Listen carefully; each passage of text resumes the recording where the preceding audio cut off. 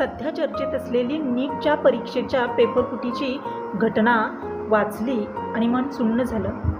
खरं तर दिवसेंदिवस रात्रोनरात्र विद्यार्थी एका परीक्षेसाठी तयारी करत असतात. त्यावरती त्यांचं भविष्य हे आधारित असतं. ज्यावेळी अशा घटना घडतात तेव्हा शासन निर्णय घेतं की या परीक्षा पुढे ढकलाव्यात किंवा पुन्हा घ्याव्यात. पण अशा गोष्टींसाठी विद्यार्थी तयार होत नाही.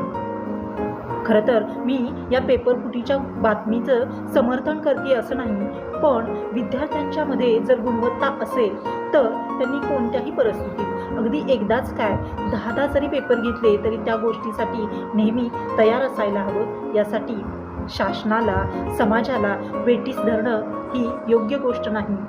एक भावी नागरिक म्हणून आपण याकडं पाहिलं पाहिजे आणि विद्यार्थी म्हणून चांगले गुण आत्मसात करायला हवेत.